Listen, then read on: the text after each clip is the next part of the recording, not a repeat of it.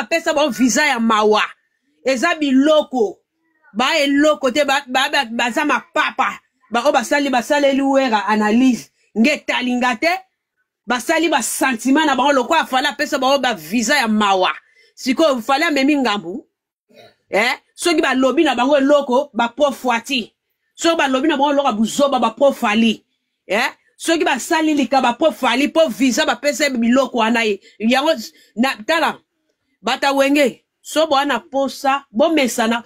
na mucho mona live na bino ndenge tilapia mwana na bino tilapia de mukuse wo aso finga Fafa Benjure pardon te na fingi te na lobika munga pe na mukuse na lobika so na lobi mukuse bon na mi fingi kasi na mi fingi ngamo mukuse ya na moni batu mobo ya ba mikuse basa analyse pona concert ya tata na bino sikoyo bango bomoni bango te bomoni bango kutu bana iso histoire za mwana ya papa wana batu na bazo finga papa bomoni bango te ale siko biloko yo fala pesa visa na mawa tango basali ba sentiment na bango ya bolati sango fali boyela biso so bomoni edi badiata so kito bodi directeur asali analyse ya concert na bino so to moni ba musicien fali basali ba nini na bino wana nde to loba babiloko wana ba mutu babandi oui mais ba batafali te biloko na mutu babandi odile manzaka odile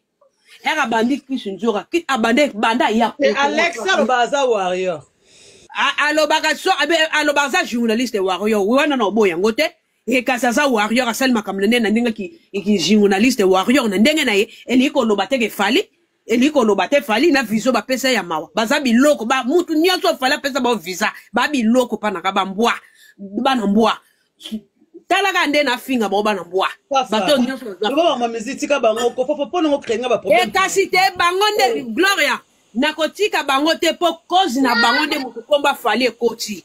komba fali soi-disant ba journaliste po fali oyoka kite camarade no fifia lobi nini ke kasi fali a pesa bango ba visa donc itango da fali ba visa fali a pesa ki bango yango fala memeli ngambuti bana mbwa wana fali a pesa le ba visa na longoli mutu te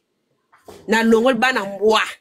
fala pesa ba visa bango nde mutu ba luki makambo a part non ozu onilo za mwana mwasi to mwamba la iba na forme te yete papa te na fingi ezalaka podium eza niveau maman Sizela muto komelinga na se gloire tiko sala hypocrisie pona ngolena ndako wera to ndako fali po bananga tiko sa hypocrisie voilà ka bata wera to les congolais boko ba les cramter so finga kanga na ko critiquer mutu sana finga nga gloire na ko sala mutu sala pamba pourquoi kofinga mutu ponika kofinga mutu ça va pas oh là là ouais ngana ina lo baga lo mo so boko permettre nga lo ba warrior ouais ngana ina lo baga lo mo boy omoni il faut que tuna botuna odile manzaka ka lo moko botuna lo mo odile manzaka avant ce qui etikele so 3 jours concert na ba sala ka live yena golf kizola botuna odile manzanga tomba tuna bango ba invité o ba ozala balobaki jibe pourquoi baloba fali pas ozala comme invité faut botuna no question wana